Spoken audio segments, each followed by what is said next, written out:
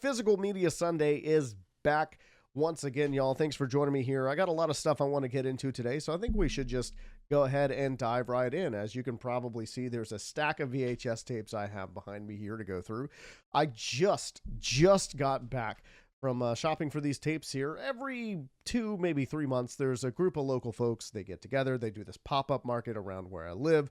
It's called the Dead Media Market, and where people sell VHS tapes, they sell vinyl records, they sell old video games, comic books, pretty much anything vintage you can think of, even, toys and things like that. And it's always a lot of fun. Sorry, I'm running on not much sleep. I'm kind of stumbling through my words right now, but it doesn't really matter. We're doing a rough cut here anyway. So yeah, I thought we would take a look at the tapes that I got, and then we actually would just watch through them a little bit here just to see what kind of condition they are in.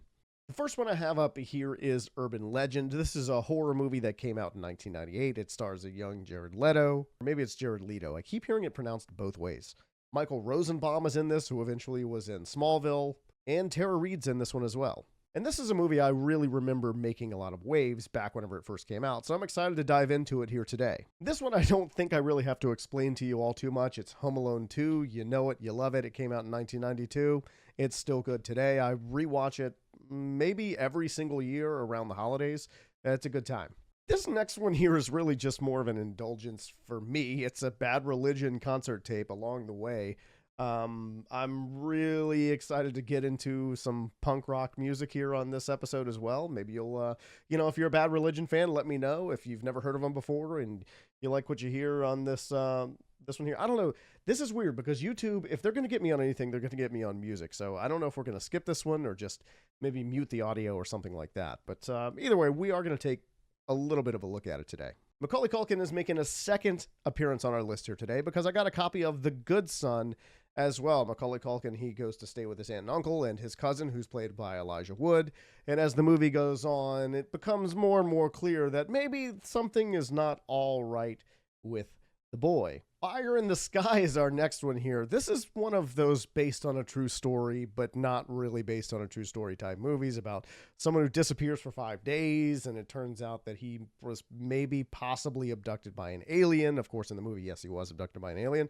But it's really cool. It's really fun. It's got Henry Thomas in it, who was in E.T., also has Robert Patrick in it, who played the T-1000 in Terminator 2. So this will be a cool one to take a look at today. Dark City is our next movie here. This one is, man, I'm having a hard time saying anything about it without giving anything away if you don't know anything about it. But it's a great sci-fi movie. It's a great psychological thriller. It's got Kiefer Sutherland in it. It's got Jennifer Connelly in it. William Hurt's in it as well. This is a one that I was really excited to add to my collection today. And I saved the best one for last, or at least in my opinion, the best one for last, because I have a copy of The Lost World, Jurassic Park, the second Jurassic Park movie. And this one is really fun because I am positive that I had this very copy, or this very version of this movie on VHS whenever I was a kid. And, back when I was a kid, I would kind of look at this changey thing on here as well. And actually, this comes out of here too. I don't know if you can tell, but yeah, so I can hold it up here so you can see it.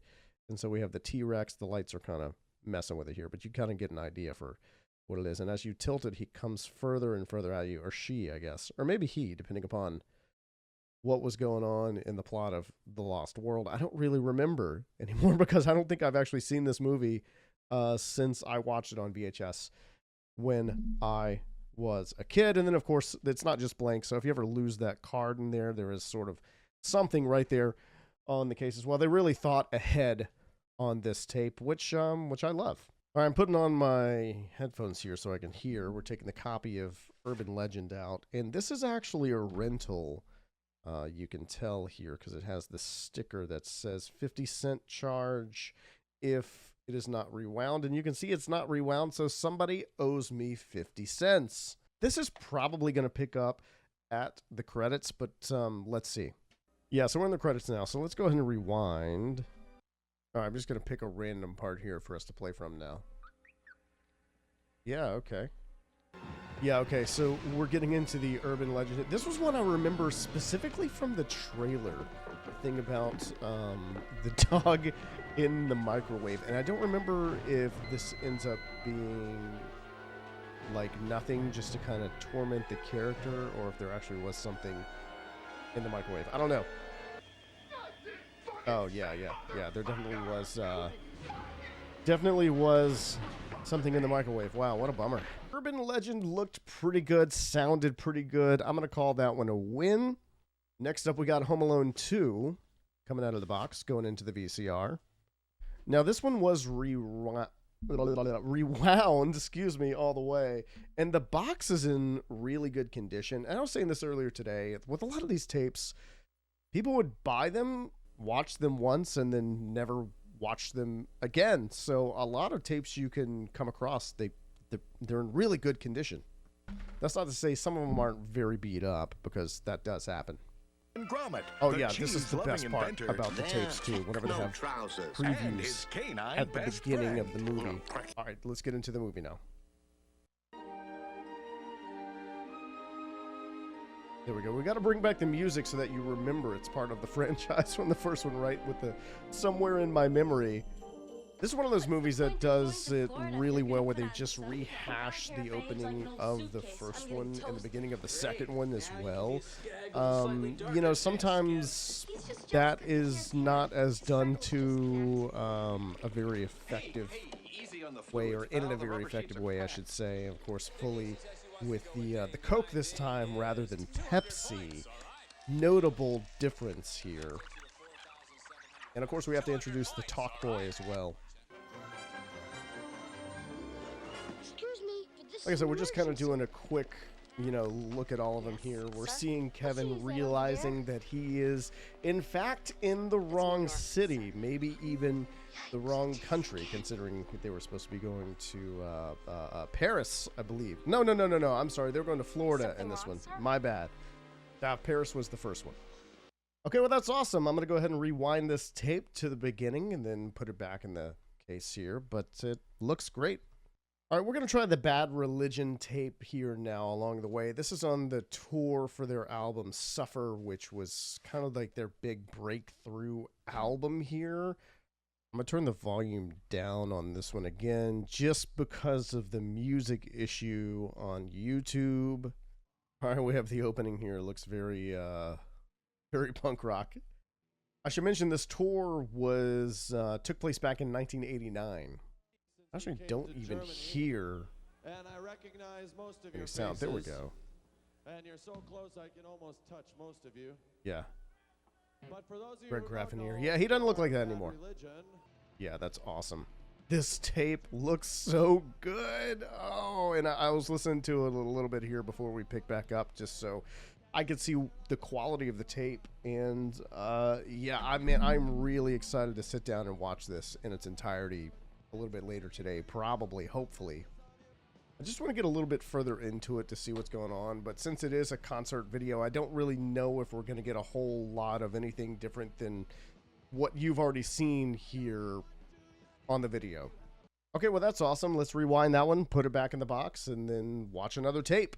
All right, up next, let's take The Good Son out. This one has been rewound all the way, which is nice. Opening looks fantastic. Introducing 20th Century Fox Selections, an exciting new collection of hit films every season. Each available for a limited time only. All unbelievably priced under $10. Under $10 for a VHS tape at the time was pretty good, because of the fact that oftentimes tapes, whenever they first came out, they were priced higher in order to encourage you to rent it rather than buy it. See, it's all a game. It's always been a game by the studios to try and get the most money out of you as possible. If I didn't love movies so much, I wouldn't be doing this. See what our movie looks like here. All right, yeah, we're looking good. Sounding good so far. So cheer up. Yeah, awesome. Absolutely awesome. Looks great. Wow. All right, cool, man. We are doing amazing so far with this VHS haul. Up next, we're going to be taking a look at Fire in the Sky. Again, rewound all the way to the beginning. We love to see it. What the hell is that all about?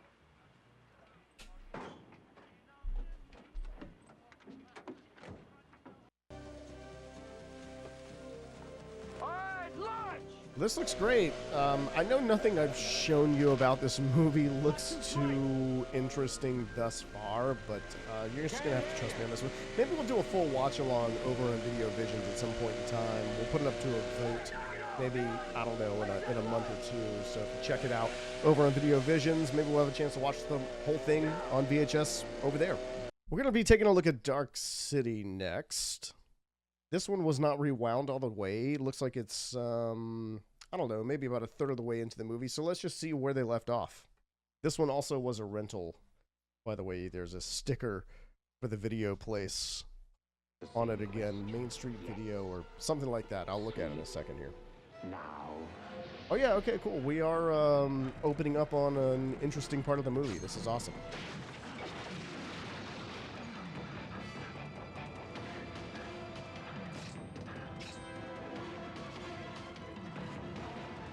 Score is so good too.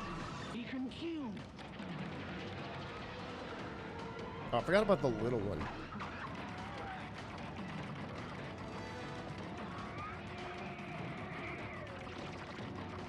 Yeah, this movie's good. It's really good, man. And it's funny, it's a movie I think about a lot and I don't often rewatch, but yeah, this will be a good excuse for me to jump back in on it. Yeah, I'm just looking at the sticker now. This came from Main Street Video in Baker, Louisiana. So not far from where I live currently. Only one left, and that is The Lost World Jurassic Park, and it is rewound to the beginning, so let's dive right in. This is the exact opening here of the tape, and whatever this commercial is, I don't know just yet, but it does look pretty good. Oh, it's a Mercedes commercial. Interesting. Just kind of fast forwarding to a random part of the tape here. Yeah. So we're still pretty early in the movie right here, but it's still looking good, sounding good as we get into the thing. A little bit of jumping here, but that's the kind of thing you're going to expect from a VHS tape, especially one that is over 30 years old. Sorry, let me correct myself. It is 29 years old. They're pushing us over the cliff. All in all, I have to say that I am so stoked to put all these on my shelf, to play them on my CRT TV as well, and digitize them for future use, and probably even play most, if not all of these over the course of the next months, years, etc. over on Video Visions. Again, if you haven't checked that out in my bio, be sure to do so. But yeah, what was your favorite movie that we took a look at here today? And what's a movie that you own on VHS that you still covet? Or maybe there's a movie on VHS that you want to go out there and find again just for nostalgia reasons. Thanks for stopping by. Be sure you subscribe and leave me a like if you enjoyed this video. And of course, remember, the future is physical.